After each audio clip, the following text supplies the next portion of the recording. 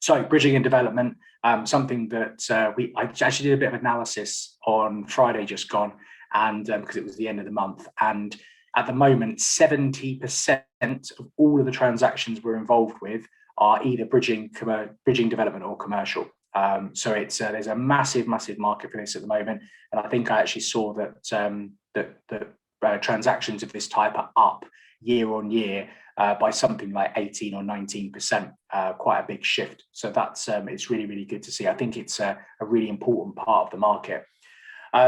So one thing I'm always asked is, how quickly can you get a bridge? Well, the answer is probably in about a week if you really want to pay the quite expensive fees that you may have to pay for it.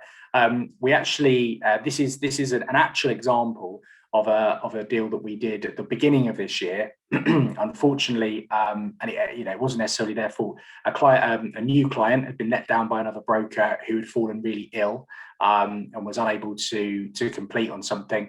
They probably should have notified them a bit sooner than they did, but we stepped in. We had no choice because it was an auction to get this deal done. They'd already had their notice served to complete, which gave them 10 days. We applied for the loan on the Friday. We completed the following Friday. The only reason we didn't complete on the following Thursday, by the way, was because the lender had a technical problem with transferring the money. Otherwise, we would have actually completed on the Thursday, which annoys me because that would have been my record turnaround. But hey ho, we did it in 5 working days instead. So not a bad thing. Now, just as an update on this one, that was in January. We have refinanced this bridge onto a cheaper bridge.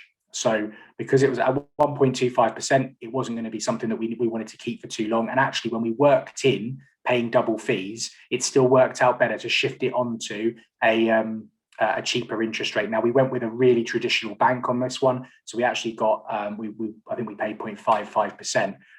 But in terms of what we saved, it's really helped us out. And actually, we're probably only going to need that for about 6 months because the clients finish their refurb and they're going to be selling it on pretty soon anyway. So if you do need to do something really quick, it's possible. We can get around it by not needing a survey. A lot of these really quick lenders will have in-house legals as well, so we can kind of skip past a lot of that stuff as well, and we can get indemnity insurance for the searches. Not something you want to do unless you are in a hurry, by the way.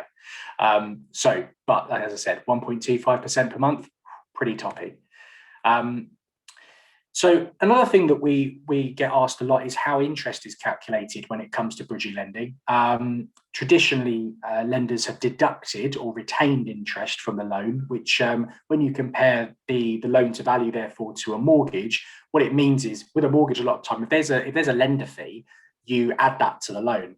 With bridging, not only will they deduct their lender fee for the loan, but they'll actually also deduct the whole term's worth of interest. So as you can see, that means that you need to put more money. If you have a like-for-like mortgage versus bridge, and both are at 75%, you're probably going to end up putting maybe 5% more in as a deposit on a bridge, which is one reason why a lot of clients struggle. However, if we're looking at a BRR, buy refurbish refinance type arrangement, what we can look at is, in reality, the property is probably going to be rented maybe on month 3 or month 4. So what we can do is, in advance of that, when we're setting up the loan, instead of getting the lender to retain or deduct all of the interest, we're starting to do quite a few sort of hybrid interest calculations where we may be retaining 3 months worth of interest. So it's not having as big an impact on the deposit, additional deposit that we need to put in, but it then falls onto what we call a serviced interest basis. And that means that when the property is rented out, yes, the cash flow is probably not going to be great, similar to that example we gave at the 6.49% earlier on.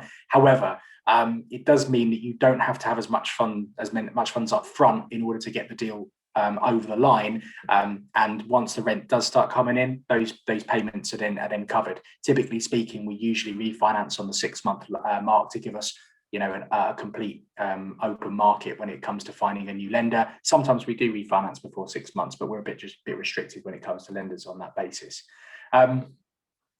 Another thing that we've seen a bit of a shift in recently is the bridge to let product. It comes up all the time. People ask me about bridge to let. I'm not the biggest fan, if I'm honest, mainly because I think you do restrict yourself, and quite it's the way I see it is a little bit like booking a package holiday versus booking flights and accommodation separately. When you do the second, you have complete control over where you stay, your transfers, all this sort of stuff. Booking a package holiday, you kind of get what you're given. And with the bridge to let, it's a similar sort of scenario. But one thing that people think that a bridge to let gives you is a guaranteed exit. It does give you a guaranteed exit, but only if you're not looking to pull any or recycle any funds out of the deal, which many of you watching and listening to this will be thinking, well, that's the whole point of doing this whole model, isn't it? So they'll only guarantee the exit if you're doing a pound for pound conversion. Essentially, if you want to raise any funds, most lenders are going to want to go and do another survey. And if they turn around and say, yeah, the property's not worth what you think it is, even though there might be evidence to the contrary, you're stuck. We can refinance, but a lot of the time there will be restrictions on that, and maybe even some early repayment charges. So something to think about if you are looking at this bridge to let product, which a lot of people are at the moment.